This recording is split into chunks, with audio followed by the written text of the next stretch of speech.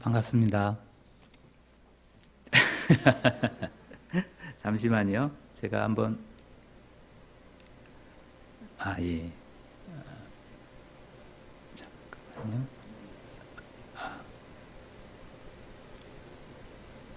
예.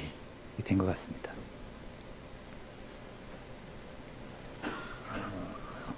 조금, 제가 잘 방향을 맞춰야 될 것 같네요. 네.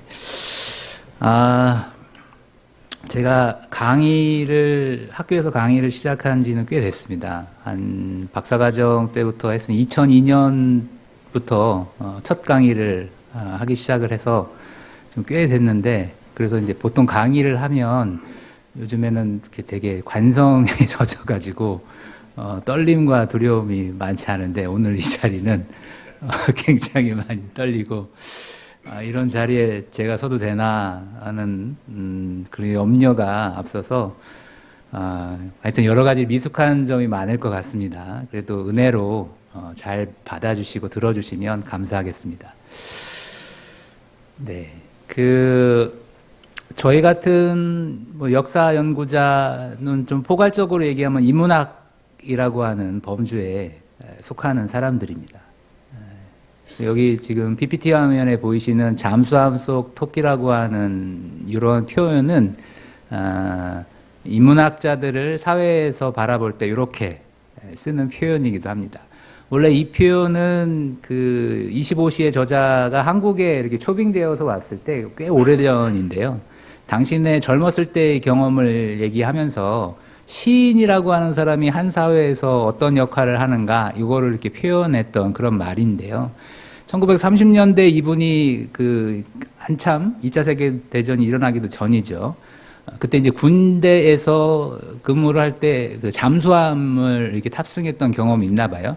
근데 그때는 산소 측정기 이런 것들이 발달하기 전이어서 잠수함을 탈 때는 항상 토끼를 데리고 탔다고 해요. 그래서 토끼를 제일 밑에 칸에다가 이제 넣어놓고, 그래서 이 토끼는 산소에 되게 민감해서 사람보다는 한 6시간 정도 산소가 떨어지면 이제 죽는 그런 동물이었기 때문에, 그래서 토끼를 데리고 타면 토끼가 이제 숨을 꼴딱꼴딱 하면서 힘들어하면 이제 우리가 올라갈 때가 됐나 보다라고 해서 이제 부상해서 또 이렇게 다른 에너지를 충전하거나 아니면 산소를 보충하고 내려오는 그러한 일을 본인이 젊었을 때 경험을 했다. 그래서 그러한 경험을 하면서 시인이라고 하는 존재는 이 혼탁해져가는 사회 속에서 마치 잠수함 속에서 있는 토끼가 산소를 측정하는 역할을 했듯이 뭔가 시인의 언어라고 하는 것들은 그런 것들을 보여줄 수 있겠구나라고 하는 생각을 했다는 것이죠. 그래서 제가 오늘 이 말씀을 모두에 드리는 이유는 인문학을 하는 그 안에서도 이제 역사학을 하는 입장에서 봤을 때 저희 역사학의 특징상 다른 학문에 비해서 사회 변화라고 하는 거에 조금 더 민감한 부분이 있습니다. 그래서 이미 우리가 익숙해지고 뭐가 많이 바뀌었다라고 생각을 하면서도 그러한 부분이 무엇인가라고 하는 것들을 조금 더 일반화시키고 정리하면서 우리가 예전에 비해서 이렇게 변했구나라고 하는 것들을 한번 살펴보고, 그것이 우리 기독교인들의 입장에서는, 성도들의 입장에서는 어떤 식으로 이 변화에 대응을 해야 되는가라고 하는 것들을 한번 스스로 자문해보는 그러한 시간이 되기를 희망을 하면서 제가 이제 이 주제를 가져왔습니다. 그래서 오늘 살펴볼 주제는 이 주제입니다. 이제 친족 공동체라고 하는 건데요. 그리고 제가 제목에는 핵개인 시대의 그 입구에서 가족과 공동체를 바라보다라고 하는 제목을 정했는데, 이 핵개인 시대라고 하는 말은 처음 들어보시는 분들도 많으실 거란 생각이 들고요. 이게 최근에 이제 핵개인 시대라고, 핵개인의 시대라고 하는 그런 책이 나오면서 그분이 이제 현재 한국 사회에 이러한 트렌드가 일반화되고 있다, 점점점 늘어나고 있다라고 하는 그러한 소개를 해서 제가 이제 그 개념을 가지고 왔어요. 그래서 우리가 한번 살펴보는 것이 굉장히 중요하다라고 하는 생각이 들었고, 그거는 저의 어떤 연구 파트였던 그 전근대, 옛날 시대부터 이어져 오고 있었던 이러한 변화들이 지금 어디쯤 도달해 있는가라고 하는 것들을 서로 이렇게 연결시켜서 보기에 좋은 개념이어서 제가 가져왔습니다. 혹시 어르신들 가운데 이 포스터가 보신 적 있다고 이렇게 느끼시는 분들 있으신가요? 이게 뭐라고 써 있습니까? 장화홍련, 한문들을 다. 아니, 한글이 써 있나요, 옆에? 장화홍련전, 네, 이야기입니다. 장화홍련전 이야기는 다들 아시죠? 이렇게 좀 뭔지는 알지만 가물가물하신 분들 있을 거고, 또 조금 연배가 아래신 분들은 장화홍련 뭐지? 이렇게 생각하시는 분들도 있고, 되게 이제 다양한 이 장화홍련전 하면 그래도 이제 조금 익숙하면서도 또 낯선 모습도 있을 텐데, 친족 공동체 얘기를 하면서 왜 장화홍련전을 뜬금없이 가지고 왔느냐. 요게 재밌게도 이 친족 공동체의 변화를 잘 보여줄 수 있는 그런 소재 중에 하나입니다. 우리가 오늘 다루는 시기가요, 굉장히 길어요. 뭐랄까, 이제 폭이 넓습니다. 멀리는 고려시대가 들어서는 한 10세기 무렵에서부터 시작을 해서, 가깝게로는 지금 우리가 살아가고 있는 오늘에 이르기까지, 그러니까 대략 한 11세기, 한 1000년이 넘는 시간의 변화들을 우리가 오늘 한번 이제 살펴볼 텐데, 그 전에, 우리 역사학자 중에 브로벨이라고 하는 아나락파의 그 거두라고 하는, 저희 쪽에서는 굉장히 유명하신 분인데요. 이분은 역사를 크게 굵직굵직하게 구조사, 그 다음에 국면사, 사건사, 이렇게 크게 흐름으로 나눕니다. 그래서 구조사는 일종의 이제 지리화 결정되어 있는 그런 구조적인 그런 흐름이어서, 이거는 뭐 몇천 년, 몇만 년 뭐 이런 흐름이고요. 그리고 국면사라고 하는 것은 그거보다는 조금 더 위에 있으면서 뭐 1000년 또는 몇백 년 이런 정도의 장기 지속되는 흐름이고, 사건사는 가장 표피에 있습니다. 그래서 이제 뭐 1950년 한국 전쟁이 일어나는 시기, 그리고 뭐 이렇게 이렇게 순간순간 일어나는 시기 일어나는 것들이 이제 가장 위에 있는 것이죠. 그래서 오늘 살펴볼 이 친족 공동체의 흐름 속에서 핵개인이라고 하는 이런 나오는 이런 개념들은 사실은 중간에 국면사에 해당하는, 구조사에 비해서는 조금 시간이 짧긴 하지만 그래도 몇백 년 이상이 누적되어야만 변하는 그러한 지점에 서 있는 것들을 우리가 한번 살펴볼 겁니다. 제가 가끔 그 주변에 계신 분들한테 그런 얘기들을 해요. 너무 현기증 날 정도로 요즘의 변화가 빠르다. 공감하십니까? 뭐 어떤 주제를 가지고 그런 것들을 느끼시는지는 저랑은 조금 다를 수 있겠지만, 저는 이런 국면사의 흐름들의 변화가 보인다라고 하는 점에서 그런 표현들을 썼던 겁니다. 몇백 년이 걸쳐서야 비로소 바뀌는 부분들이 제가 이제 눈으로 보는 것이죠. 야, 이게 지금 우리 사회가 엄청난 변화 속에 있구나. 우리는 그러한 변화 가운데 있지만 변화를 피부로 느끼는 데는 상대적으로 조금 둔감한 부분들이 있습니다. 이제 뭐 짜장면이 지금 한 6, 7천 원 하잖아요. 7천 원, 8천 원 비싼 데는 그거보다 훨씬 비싼 그런 물가 변동을 민감하게 받아들이지만, 이런 식의 시간이 누적되어서 나타나는 변화들은 상대적으로 둔감할 수밖에 없는데, 저는 이제 그런 것들을 역사하는 사람의 입장에서 조금 더 빠르게 민감하게 접근을 하는 것이죠. 자, 다시 장화홍련 이야기로 들어가 보면, 전설의 고향 이런 데서 어렸을 때 제가 봤었어요. 근데 이제 연구자로서 이제 이 이야기들을 살펴보니까 되게 재미있는 부분이 있습니다. 장화홍련이라고 하는 이 소설인데요, 조선시대의 고전소설인데, 이 장화홍련전이 가지고 있는 특징은 어디에 있죠? 포인트는 계모. 맞습니다. 못된 계모. 조선 후기에 가면 못된 계모에 대한 이야기들이 굉장히 많아지는데, 이 장화홍련전이 바로 그러한 못된 계모의 이야기들을 전하는 중요한 하나의 대표적인 상징적인 소설이라고 얘기할 수 있어요. 모르시는 분들을 위해서 간단하게 얘기하면 시대 배경은 세종대라고 나와 있지만 실질적으로는 조선 후기에 어떤 그러한 이야기들이 담겨져 있는 것이고요. 배좌수라고 하는 좌수 결감이라고 하는 요거는 이게 지방 향리가 아니라 지방 향임이라고 하는 그런 직책인데, 배좌수라고 하는 사람에게는 두 딸이 있었고 큰 딸은 장화고 둘째 딸이 홍련이었어요. 근데 홍련을 낳고 얼마 있지 않아서 어머니가 이제 병으로 죽고, 그래서 새로운 부인을 얻었죠. 조선시대이다 보니까 아무래도 남자가 중요한, 지금은 이제 많이 달라졌지만 그 시절에는 그랬잖아요. 그래서 남자가 중요한 시절에 새로 얻은 부인이 아들을 연장 셋을 낳아요. 그래서 나름대로 이제 기세가 등등해져가지고 이후에 장화를 시집을 보내야 되는데 비용이 많이 들기 때문에 그 장화를 모함을 해서 결국 죽게 합니다. 그런 다음에는 동생 홍련까지도 죽음에 이르게 하는 것이죠. 소설에서 보면 우물에 둘 다 빠져서 이제 죽게 되는데, 이때 우리가 놓치지 말아야 될 부분은 뭐냐면 계모의 역할이에요.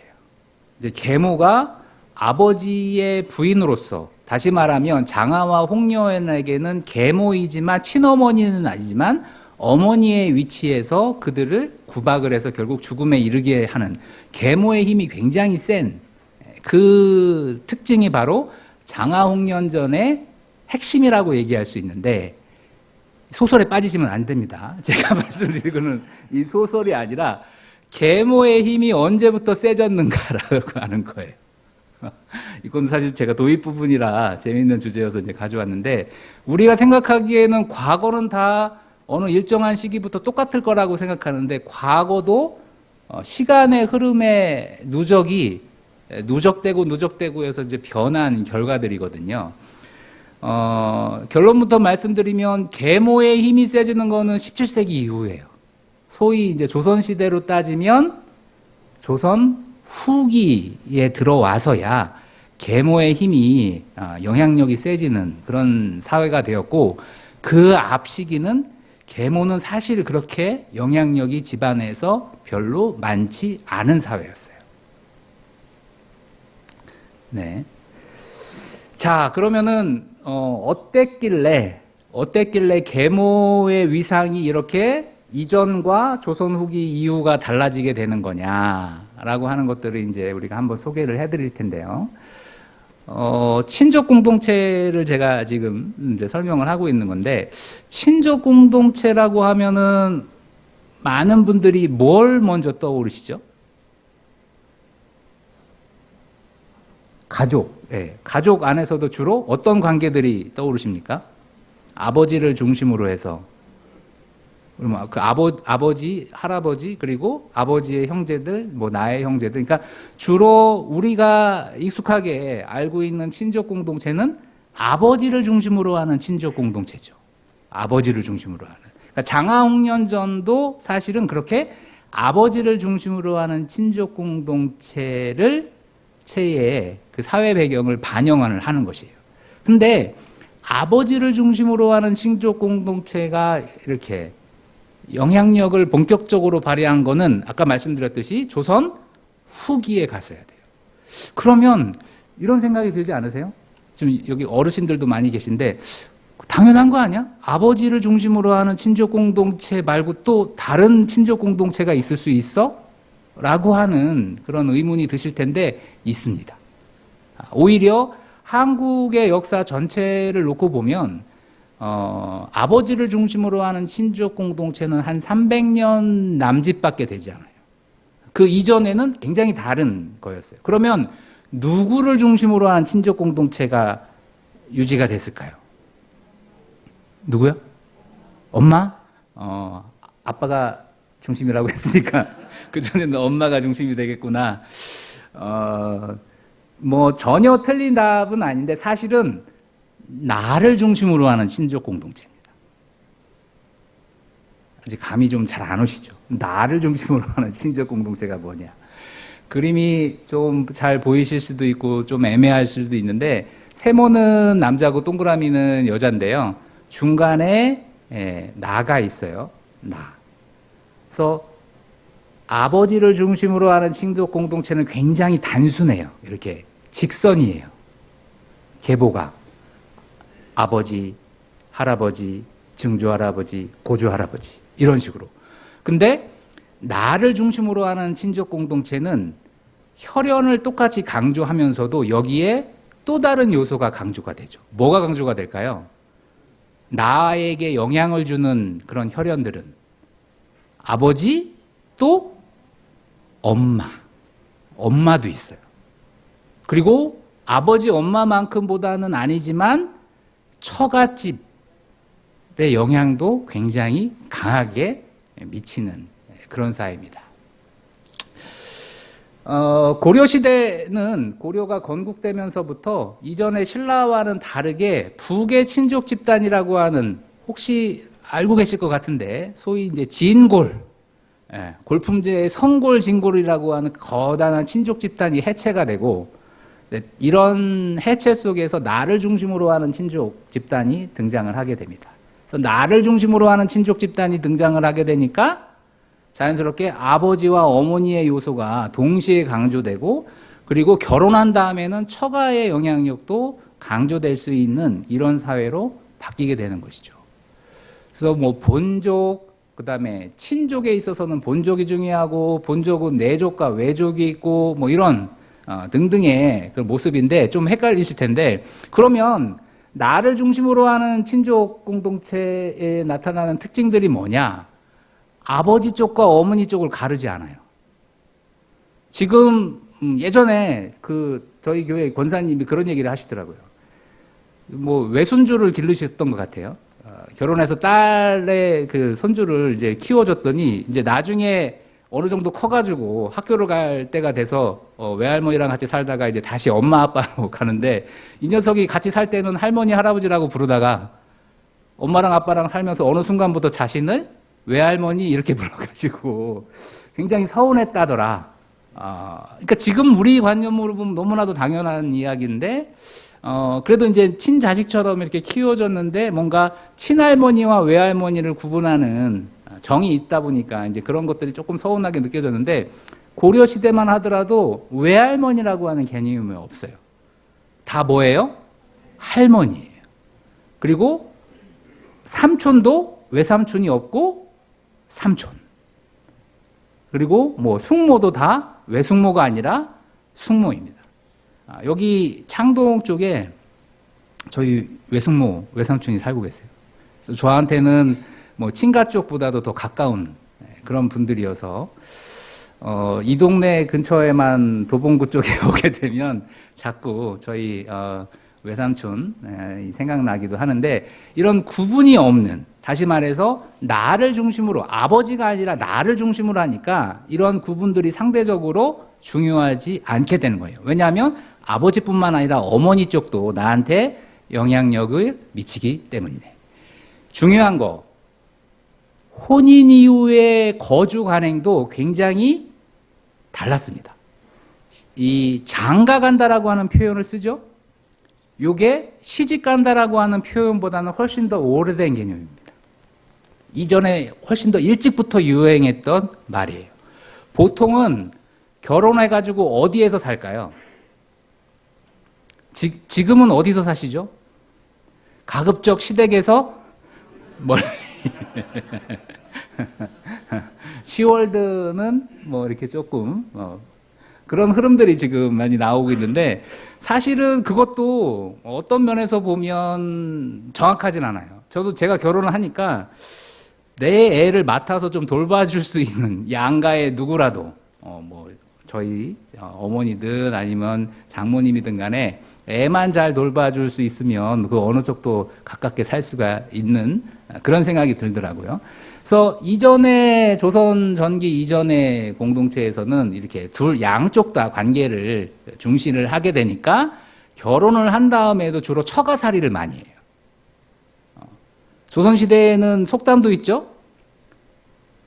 보리쌀 서말만 있어도 처가살이를 하지 않는다. 이거는 되게 몇백 년 안 된 개념입니다.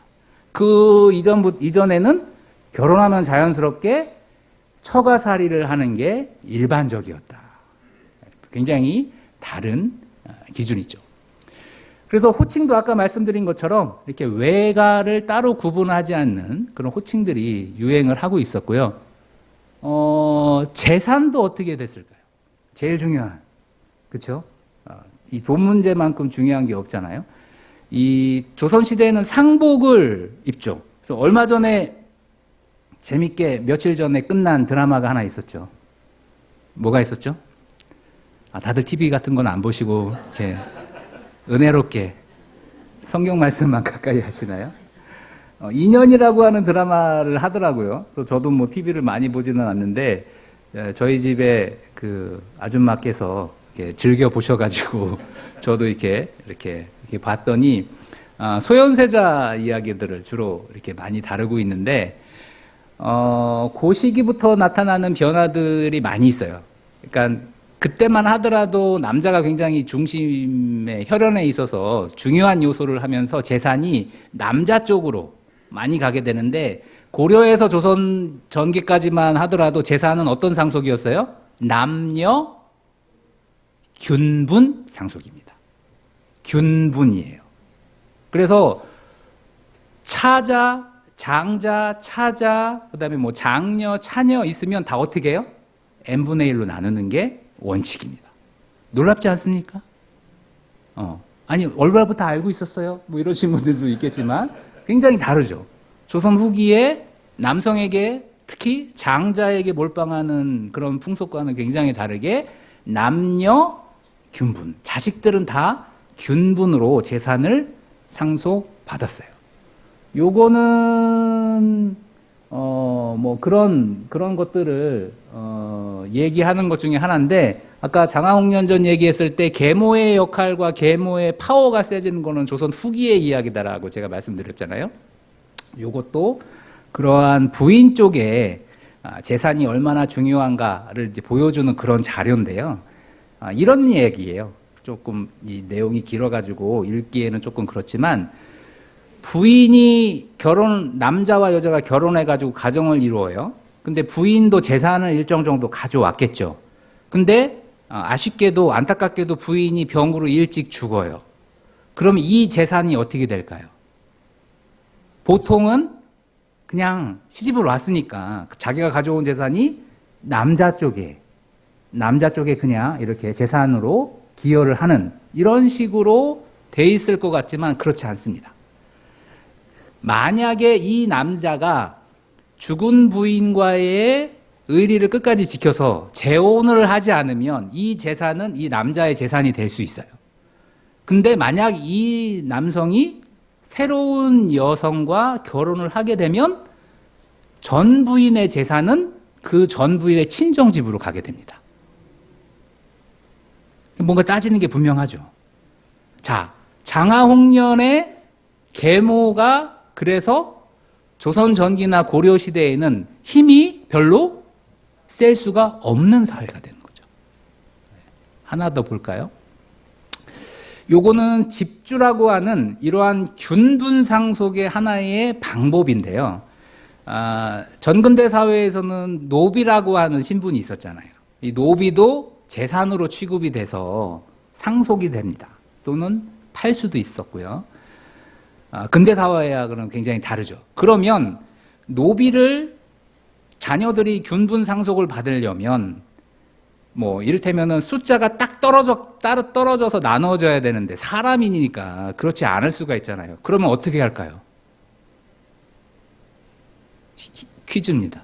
어떻게 분배를 하겠어요? 균분이 원칙인데 사람은 쪼갤 수가 없잖아요. 나눌 수가. 어떻게 하죠? 요게 이제 집주라고 하는 표현인데, 그래서 옛날에는 이 집주라고 하는 표현에 대한 해석이 되게 이제 모호했었는데, 최근에 연구자에 의해서 요게 밝혀졌어요. 집주는 뭐냐면 제비뽑기입니다. 네.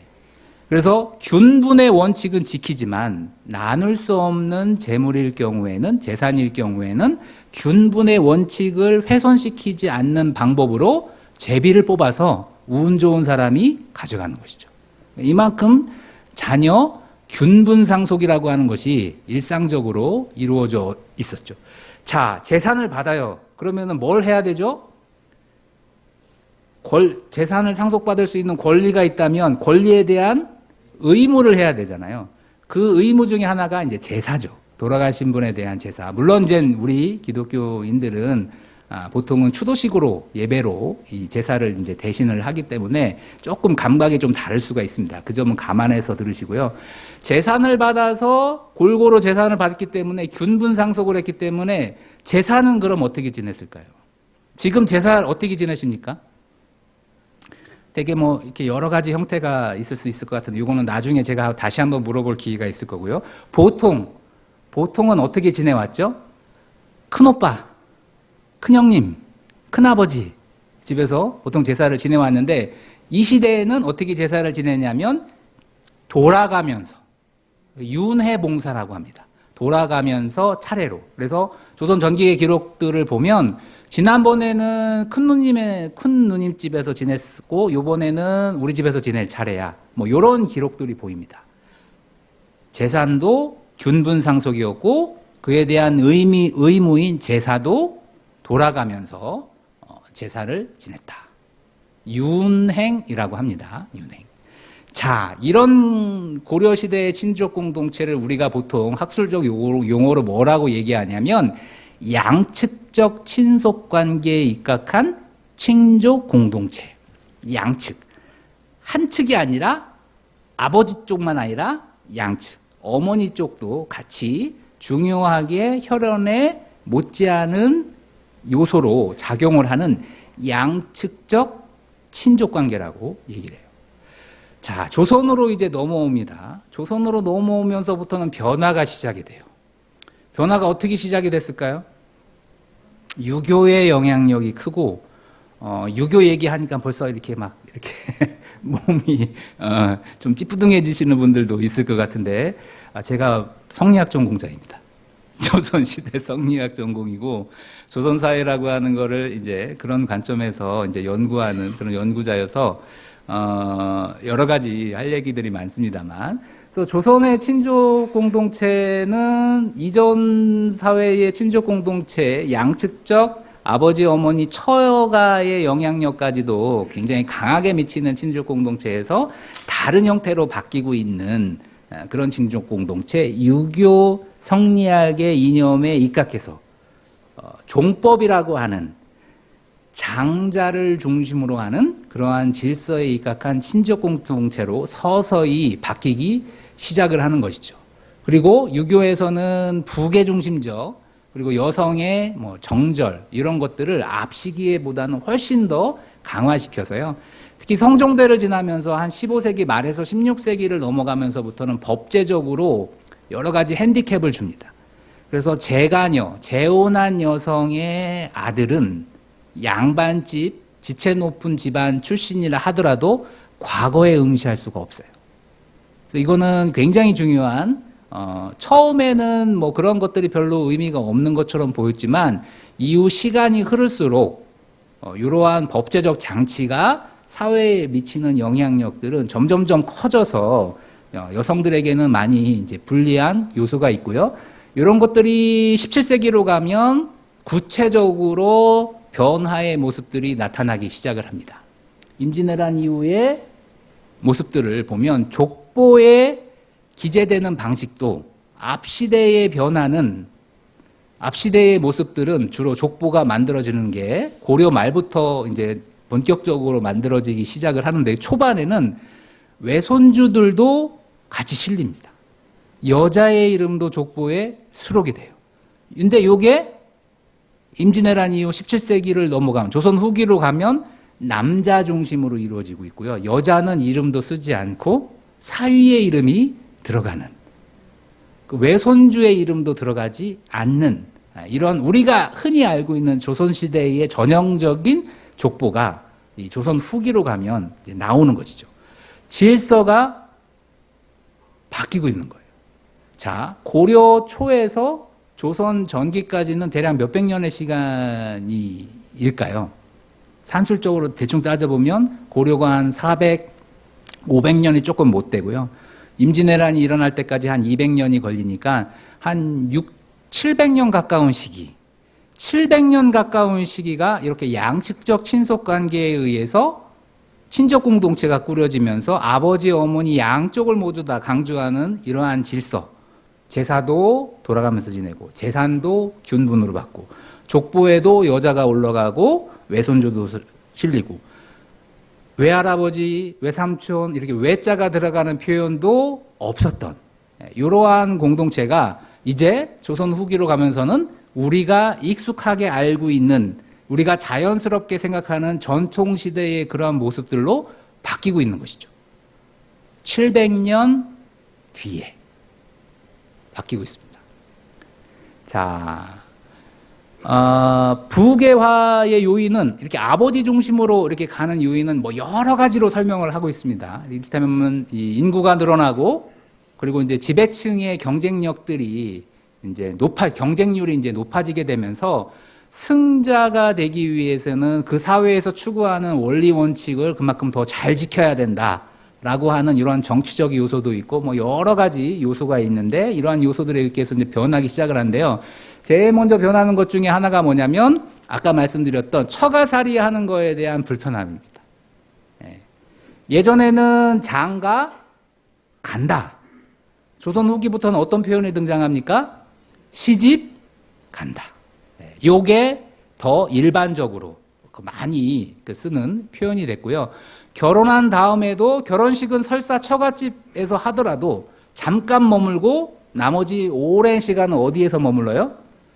남편 집에서 머무는 것이 일반적인 그런 모습들이 됩니다. 고된 시집살이라고 하는 것, 이러한 것들이 생기는 게 바로 이러한 친족 질서의 변화 속에서 나타나고 있고요. 제사도 바뀌죠. 제사 어떻게 바뀌죠? 장자를 중심으로 해서 제사가 이제 이루어지고 며느리가 그래서 뭐가 늘어나기 시작을 해요. 옛날에는 어떻게 제사 지냈다라고 했습니까? 돌아가면서 큰 누나는 집에서도 지내고 큰 형님 댁에서도 지내고 우리 집에서도 지내고. 근데 이제 제사는 장자 독박이죠. 그래서 요즘은 뭐 아예 결혼도 많이 안 하는 그런 추세들이 좀 늘고 있습니다만 얼마 전까지만 하더라도 제일 인기 없는 사람들이 어떤 사람이었죠? 외아들의 홀시어머니 모시고 사는 이런 케이스들이 사실은 뭐 제가 사실은 그랬거든요. 그래서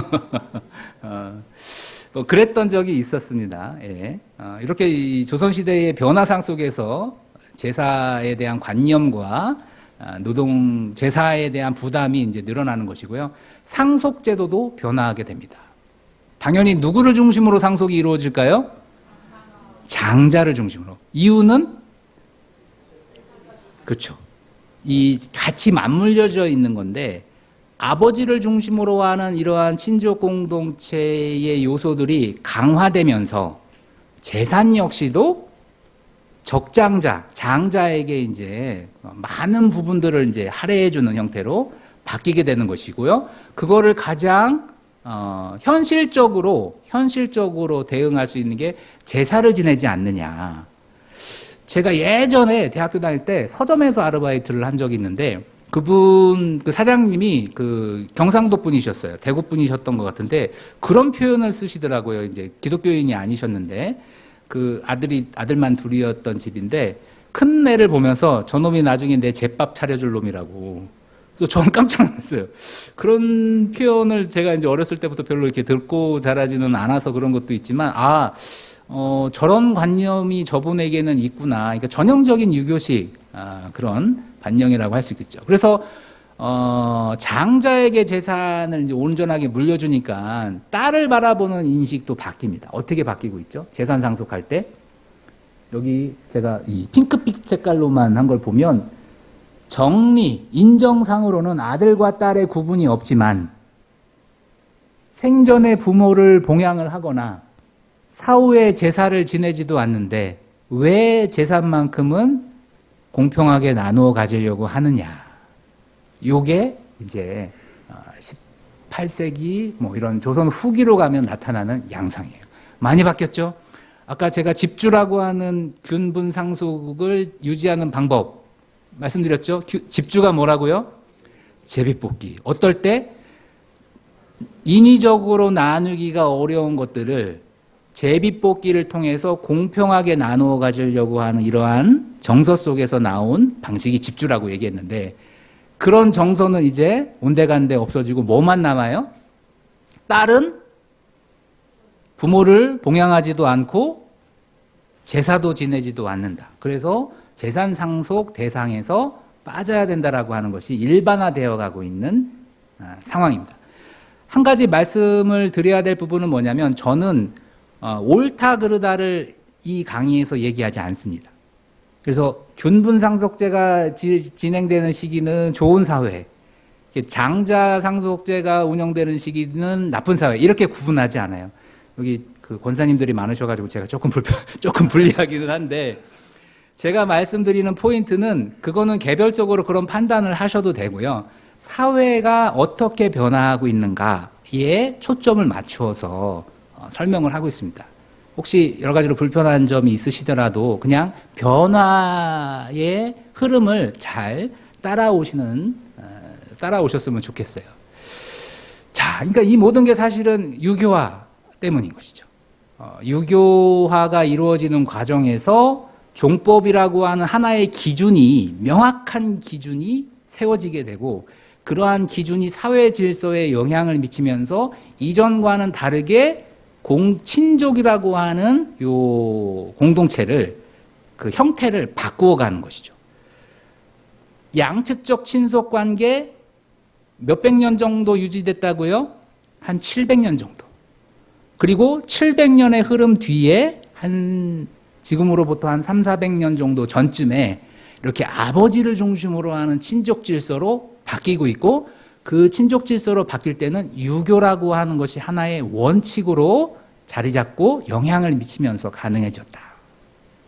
그래서 현대 사회는 보통 종교 다원주의 사회라고 얘기합니다. 일반적으로. 그래서 이전 사회와 다원주의 사회의 가장 차이는 뭐냐면, 이전 사회에서는 진리라고 하는 게 있었어요. 모든 사람들이 진리라고 하는 것은 있다고 생각을 했던 시대가 전통 사회입니다. 근데 그 문화권마다 그 진리를 생각하는, 진리라고 여기는 게 달랐죠. 저 불교 문화권에서는 불교가 그렇다고 생각하고, 유교 문화권에서는 유교가 그렇다고 생각하고, 기독교 문화권에서는 기독교가 그렇다고 생각하고, 그랬던 것이 근대로 되면서 세계 체제가 이제 정립이 되고 무역과 경제가 전 세계 단위를 기준으로 규모로 확대되면서부터는 이제 다원주의, 그러니까 뭐 진리라고 하는 것은 없는 거야, 내지는 그런 것들을 인정하더라고 하더라도 어느 하나를 특정하게 내세우지 않으려고 하는 흐름이 사실은 지금 우리가 살고 있는 시대의 일반적인 모습이에요. 그렇기 때문에 이전 시대에는, 특히 조선사회 같은 경우에는 유교를 진리라고 생각을 하면서 그 가치에 올인했던 이러한 특징들을 갖고 있는 것이 조선시대고, 그래서 유교화가 진행이 되면서 점점 사회가 바뀌어가고 있었던 겁니다. 그래서 이거는 경민편언인데, 이게 16세기 초반에 나온 책입니다. 이 책을 짓게 됐던 이유는 평안도의 황해도 지역에서 이동이라고 하는 사람 이름입니다. 이 사람이 아버지를 밥을 먹다가 이 밥그릇으로 아버지를 폭행을 했어요. 그래서 이 사람이 감옥에 갇힙니다. 조선 사회에서는 강상윤리에 저촉된 사람들은 무조건 사형이에요. 가장 영모에 준하는 엄격한 형벌을 적용하는 게 이런 윤리, 강상윤리, 부자 간의 관계, 부모와 자식 간의 관계, 형제 간의 윤리 질서를 훼손시키는 사람들한테 엄한 벌을 내렸는데, 이동이라고 하는 사람이 이러한 죄를 저지른 거예요. 근데 재밌는 건 뭐냐면, 요 이동이 이 관가에 잡혀와서 이렇게 자기를 변호합니다. 아버지가 그러한 절대적으로 이렇게 공경받아야 될 사람이라고 하는 걸 나는 이전에 몰랐다. 그래서 이전부터 아버지랑 주먹질하고 싸우는 일이 많았다. 근데 이제 알게 되었으니 한번 살려주시면 앞으로 죄를 범하지 않겠다. 그래서 요거를 접한 이 김정국이라고 하는 관찰사가 백성들이 유교 윤리에 아직 익숙하지 않다라고 하는 판단 속에서 요 경민편이라고 하는 책을 지어요. 그래서 너희들이 범죄를 했을 때 이러한 윤리 질서를 어긋나면 큰 고초를 당할 수 있어라고 이렇게 적어 놓은 것이고요. 요게 언해까지도 이루어지는. 그러니까 16세기만 하더라도 조선 사회가 아직 유교에 그렇게 익숙하지 않은 사회예요. 근데 요게 18세기 후반으로 가면 어떤 모습이 등장하냐면 재혼이라고 하는 표현보다는 어떠한 부잣집에 첩이 있었어요. 근데 그 첩이 그 부잣집에게 첩으로 들어갈 때 자기의 아들을 데리고 들어갑니다. 그러니까 남자의 입장에서 보면 이 첩의 아들은 어떤 관계예요? 혈연적으로는 아무런 관계가 없죠. 근데 재밌게도 요 남편이 죽었을 때 첩이 데려온 아들이 상복을 입으려고 해요. 아버지를 위해서. 그러니까 16세기만 하더라도 아버지를 때려도 되는 것이 크게 문제가 되지 않다라고 생각했던 사람들이 18세기 후반이 되면 첩에 혈연 관계가 없는 첩의 자식도 그 아버지라고 느껴지는 사람을 위해서 상복을 입어서 자기의 예를 다하려고 하는 모습으로 바뀐 거죠. 그러니까 요게 바로 조선 후기의 친족 공동체가 아버지 중심으로 이루어지고 있는 사회로 변화할 때 그 밑에서 작용하고 있었던 힘입니다. 이데올로기라고 할 수 있는 그것이 그렇게 해야만 된다라고 하는 게 사회 전체에 팽배한 것이고요. 요거는 이제 개항기, 이제 근대로 넘어온 시기에 상인들끼리 자기들끼리 우리가 조심해야 될 게 뭐냐, 뭐 이런 것들을 정리해 놓은 기록인데 재밌게도 이 내용들을 보면 상인들의 기록이라고 하는 생각들이 잘 안 들어요. 보면은 뭐 부모에게 불효하고 형제에게 우애하지 않는 사람은 볼기 50대를 친다. 아니 장사하는 사람들이 이익을 남기면 되지 굳이 왜 이런 효도 강상윤리를 이런 거에 적어놨을까요? 그만큼 조선사회가 유교화가 진전이 되어가지고 모든 이런 장사에서 이문을 남기는 사람도 이런 윤리 질서를 강조할 수밖에 없는 그런 모습이었고요. 이건 우리가 다 알고 있는 시죠. 얼마 전까지만 하더라도 한국 사람에게 제일 좋아하는 시 하나를 뽑으라면 이 시가 꼽혔습니다. 어떤 시입니까? 윤동주의 서시. 서시의 앞부분을 보면 어떤 내용이 있죠? 굉장히 도덕적이고 윤리적인 삶을 추구하는 이 시인의 어떤 그런 심성들을 엿볼 수 있습니다. 기독교의 어떤 그런 분위기에서 윤동주 시인이 자랐음에도 불구하고 이전의 습속, 이전의 전통 사회에서부터 넘어오는 그 사회의 어떤 정서라든가 질서라고 하는 것이 많이 배어 있는 것이죠. 그래서 다시 정리하면 700년 동안 내려왔던 이런 양측적 친속 관계라고 하는 것이 300~400년 전부터는 부계 중심의 아버지 중심의 친족 질서로 바뀌면서 공동체의 모습들이 많이 바뀌었다. 자, 그러면 지금은 어떨까요? 한편으로 보면 조선시대의 어떤 그런 유재들이 많이 남아 있어서 아직도 아버지 중심의 질서, 부계 친족 집단, 친족 공동체 이런 거에 대한 잔재들이 많이 남아 있죠. 잔재들이. 근데 이게 지금 변해가고 있습니다. 그래서 현재는 친족 공동체가 어떤 의미에서는 해체되어가는. 그래서 이런 것들을 가장 상징적으로 잘 보여줄 수 있는 표현이 뭐죠? 단어가 1인 가구라고 하는 요 세대의 등장은 앞 시대와는 굉장히 우리 사회가 다른 모습으로 가고 있다라고 하는 것을 보여주는 그런 의미라고 했습니다. 그래서 현재 한국 사회는 혈연적 유대감들이 현격하게 떨어질 수 있고요. 떨어져 가고 있고요. 그러다 보니까 혈연적 유대감이 떨어지면서 뭐도 축소가 되고 있죠. 모임, 공동체, 티슈 관계라고 하는 말 들어보셨어요? 티슈가 뭐죠? 이렇게 휴지, 이렇게. 요즘 각 티슈 많이 쓰잖아요. 각 티슈의 장점이 뭐죠? 그 한 장씩 뽑아서 필요할 때 쓰고 버리고. 사람 사이의 관계를 요 티슈에 비유하는 것이죠. 요즘 이런 표현들 굉장히 많습니다. 유튜브 같은 것들을 보면 인간관계 그렇게 중요하지 않다. 뭐 이런 식의 썸네일들을 다른 또는 그런 식으로 개인의 어떤 개인주의화된 사회라고 하는 것이 이전 사회보다 더 나은 사회라고 하는 그런 입장의 이야기들이 많이 유행을 하고 있고요. 이런 것들은 지금 사회적으로 통계로도 많이 보여주고 있습니다. 1인 가구가 증가하고 있는 그런 요소들 점점 1인 가구가 늘어나고 있고요. 그러니까 그 남녀 이렇게 같이 사는 이런 추세도 많이 줄어들고 있는 그런 모습들. 앞으로 전망을 해보면 1인 가구는 점점 더 많이 늘어가고 있는 이런 전망치들이 많이 보여지고 있고, 조금 이것도 이제 유행이 좀 지났습니다만 한때 유행했던 말 뭐가 있었죠? 욜로. 욜로족이라고 하는 말도 많이 썼죠. 욜로가 무슨 뜻이죠?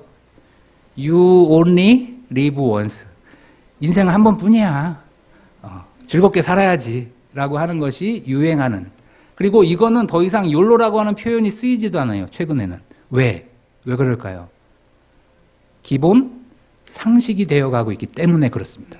어떤 말이 유행할 때는 그 말이 유행할 때는 이게 낯선 현상이기 때문에 사람들 사이에서 막 이야기가 되지만 이게 일상화되어 버리면 더 이상 그 말이 많이 쓰여지지 않고 그냥 자연스럽게 젖어드는 겁니다. 요거는 제가 실제 갔다 왔던 그런 무덤이기도 하고요. 사계 김장생이라고 하는 충남 세종시 논산 요 일대에 있는 김장생이라고 하는 사람의 그 후손들의 무덤들이 쭉 써져 있는. 이렇게 보면은 약간 어떤 느낌이 드시죠? 이렇게 차곡차곡 층층시하 이런 느낌이 들죠. 저 위에 중시조쯤 해당하는 유명한 분이 있고 그 밑에 그의 자손, 그 자손의 자손, 자손의 자손의 자손 이런 식으로 차례로 내려오는 어떤 이렇게 이렇게 순서대로 내려오는 것들이 이제 보여집니다. 이것도 그런 비슷한 형태의 무덤이라고 할 수 있는데 지금은 어떻게 변하고 있죠? 납골 땅이긴 한데 개인이 들어가는 납골 땅이 아니라 집안 전체가 같이 들어가는 형태로. 이전에 이렇게 대수별로 무덤을 조성을 했다면 지금은 관리하기가 힘드니까 한꺼번에. 요것도 조금 지나면 사라질 가능성이 굉장히 높습니다. 그래서 제 친구들 중에서 나름대로 이렇게 뼈대 있는 집안 출신들이 좀 있거든요. 전통적으로 양반가의 후손으로서 공부도 잘하고 그래가지고 뭐 이렇게 뭐 교수 생활도 하고 그런 친구들이 있는데 그 친구들이 가끔씩 하는 이야기들을 보면 이번 추석 때 되게 힘들었어. 뭐가 힘들었어요? 그렇게 물어보면 이 선산, 종중선산의 전체에 이렇게 흩어져 있는 자기 조상님들의 무덤들을 이제 한 군데로 정리하는 그 일들을 해서 좀 많이 힘들었다. 그런 표현들을 씁니다. 이게 우리 사회가 이제 바뀌고 있는 것이죠. 그런 상황에서 지금 죽음과 관련돼서는 어떤 사람들이 제일 바쁘죠? 상조회사입니다. 그래서 실제로 저희도 돌아가시면 예전에는 어떻게 했어요? 그 집에 상가집이 되고 상가집에 마을 사람들이 와서 여러 가지 부조 활동들을 하죠. 여러 가지. 그리고 막 그 상여도 같이 매주기도 하고 이제 그런 것들은 다 사라지고 이렇게 상조회사가 이전 공동체 속에서 죽음을 맞이했던 이런 모습들을 상조회사가 대신 해주고 있습니다. 이런 표현도 유행합니다. 나홀로 명절을 즐긴다. 추석 때 집에 가지 않는다. 해외여행 간다. 근데 이게 비단 결혼을 하지 않는 세대에만 이루어지는 것이 아니라 결혼한 가정 안에서도 이번 추석이 굉장히 기니까 해외여행을 좀 갔다 와야지. 부모님에게는 미리 가서 인사를 드리고 용돈도 조금 평소보다 더 드리고 추석 때 해외여행을 가는. 옛날 같으면은 그렇게 되면 무슨 소리 들어요? 그렇게 가면 아무개 집 누구는 요번에 안 왔대 라고 하는, 그러면서 이제 부모님들이 굉장히 곤혹스러워질 수 있는 그런 사회에서 이렇게 추석에 명절을 별도로 가족들과 함께 보내지 않는 모습들이 일반화되고 있고요. 요거는 가장 최근의 그런 기사입니다. 어떤 기사냐면 성인 절반 이상이 제사를 지낼 계획이 없다라고 하는 기사입니다. 이게 10월 30일자니까 한 달도 되지 않은 그런 그 조사였습니다. 요거를 조사한 데는 성균관이라고 하는 그 유림들의 그 대표 유림 그 모임에서 이런 식의 조사를 하고, 그래서 어떠한 결정을 이분들이 하셨냐면 현대적 권고안을 낼 계획이다. 제사를 더 이상 지내지 않는 사람들이 많기 때문에, 하지만 자신들의 생각하기에 전통은 소중한 것이기 때문에 제사 형태를 좀 바꾸겠다라고 하는 이러한 변화도 보이고 있어요. 그래서 뭐 자연스럽게 앞으로는 이 제사를 지내지 않는지, 우리는 물론 예전부터 추도식으로 이제 지냈으니까 우리는 이런 집하고는 조금 다를 수는 있지만, 그럼에도 불구하고 앞으로는 사실 추도식도 지내지 않을 집이 늘어날 겁니다. 점점 교회를 다니는 사람들 사이에서도. 자, 그리고 20대 2명 중 1명은 비혼이거나 아니면 자녀를 결혼하더라도 자녀를 낳을 생각이 없는 사람들이 많아지고 있고요. 이런 비율들은 점점 늘어나고 있고, 갈수록 출산율이 떨어지는 이런 모습들이 연결되어 있습니다. 더군다나 요즘 아이들은 문명의 이기에 너무 익숙한 나머지 핸드폰을 자기 신체의 일부처럼 사용하죠. 그래서 이런 사람들을 포노 사피엔스라고, 사피엔스는 인류를 지칭하잖아요. 근데 그 앞에 적두어로서 핸드폰, 폰이라고 하는 것을 붙여가지고 이러한 개념도 사회에서 유행하고 있고, 이제 이 단어도 요즘에 잘 안 쓰여요. 일반화되고 있다라고 하는 것이죠. 자, 그래서 제가 오늘 모두의 제목을 잡았던 핵개인 시대라고 하는 게 이러한 분위기들을 반영하는 거예요. 다시 한번 우리가 짚어볼까요? 고려시대부터 700년 정도 아버지와 어머니 모두를 강조하는 이런 양측적 혈연에 입각한 친족 집단이 한 300~400년 전부터는 아버지를 중심으로 하는 친족 집단으로 바뀌었고, 지금은 이제 친족 집단 자체가 형성되기 어려운 핵개인의 시대로 진입하고, 또는 이미 상당 부분 진입한 상태다라고 할 수 있습니다. 흐름이 보이시나요? 조선시대, 지금. 아까 브로델 제가 말씀을 드렸던 것처럼 이러한 국면사, 몇천 년이 걸려서 변화하는 것이 아니라 몇백 년 정도의 변화라고 하는 것이 지금 우리 눈으로 보고 있는 거예요. 우리 눈앞에 펼쳐지고 있는 핵개인과 같은 개념의 등장은 이게 일시적으로 등장했다가 사라질 게 아니라 친족 공동체 자체가 소멸되어 가는 과정에서 등장하는 개념이라는 것이죠. 그래서 이 핵개인의 특징은 뭐냐면, 한마디로 얘기하면 가는 있지만 족은 없는 거예요.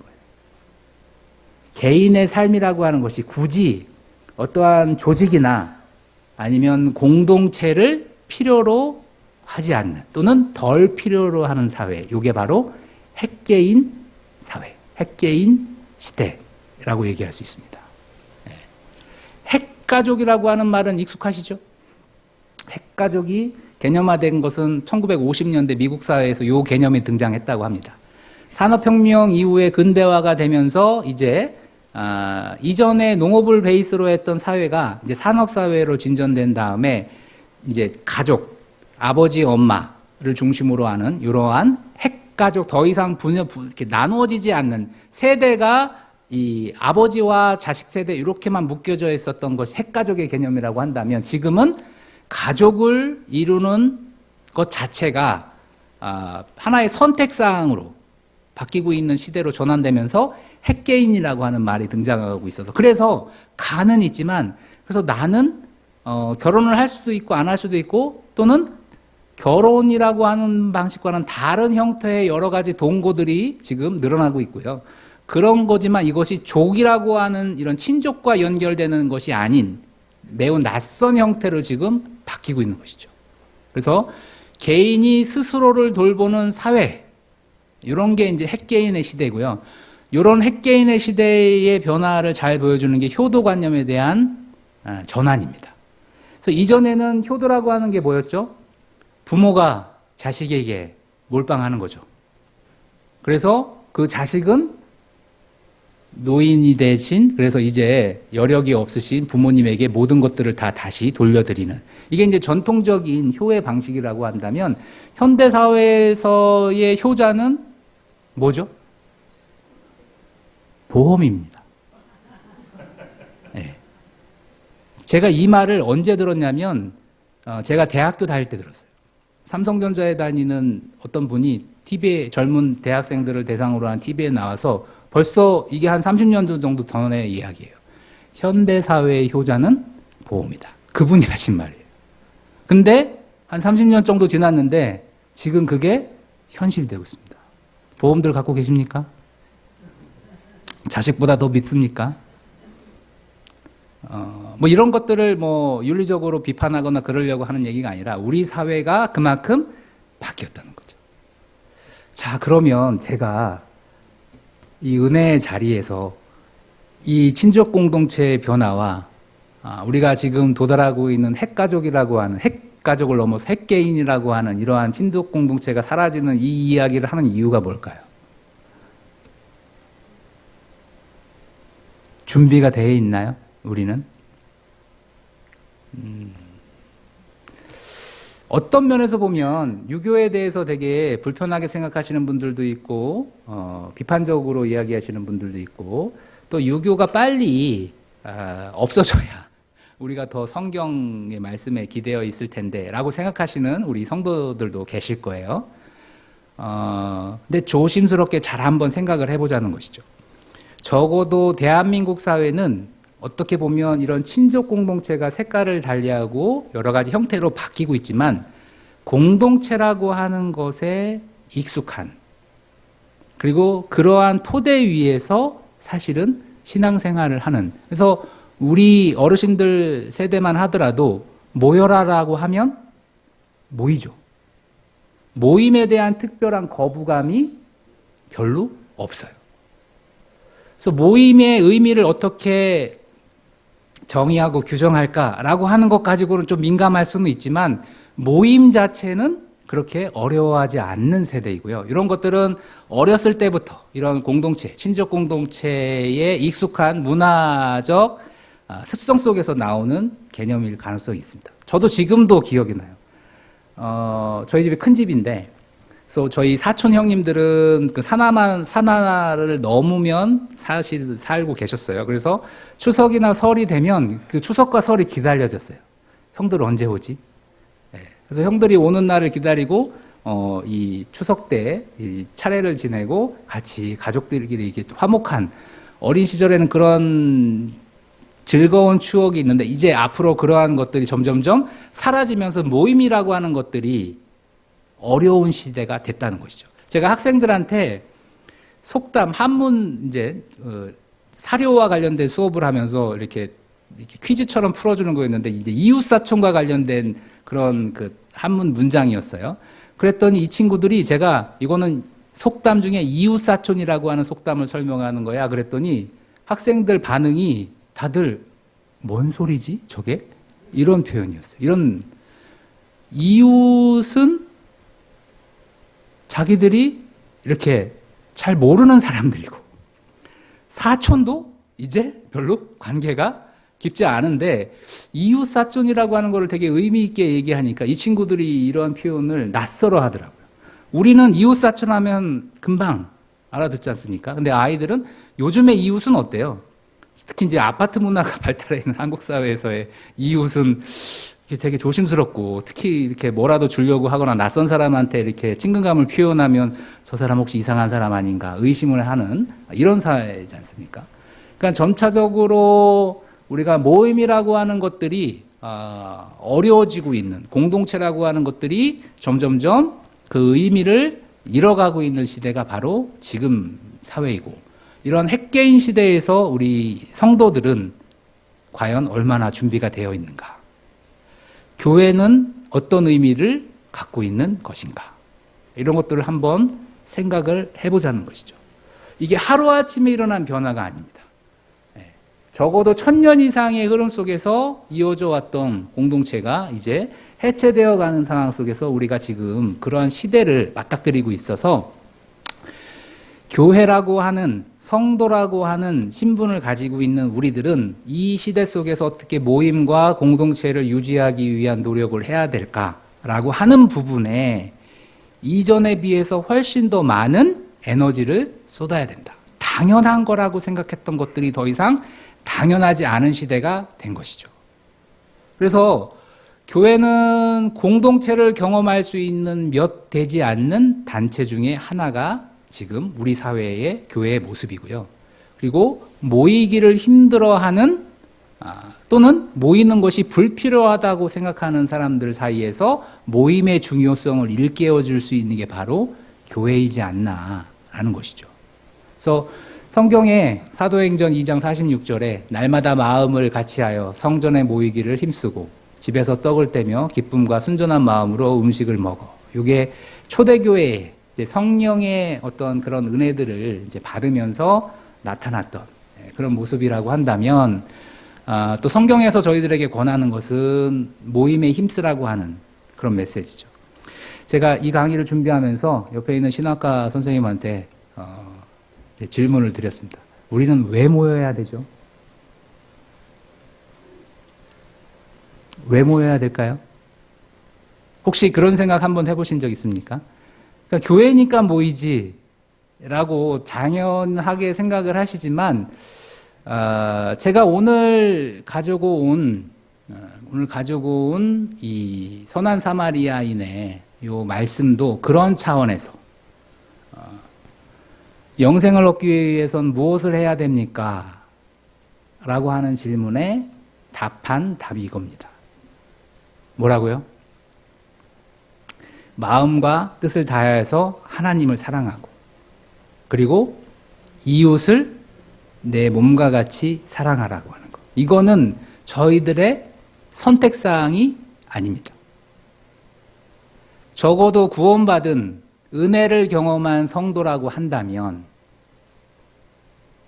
우리 모두가 의무로서 이웃을 사랑하고 복음을 모르는 자에게는 복음을 전하고, 그리고 선한 사마리아인처럼 나랑 아무런 관계가 없는 사람일지라도 도움이 필요한 사람에게는 도움을 제공하는 것이 복음에 빚진 자로서의 우리들의 사명이지 않나.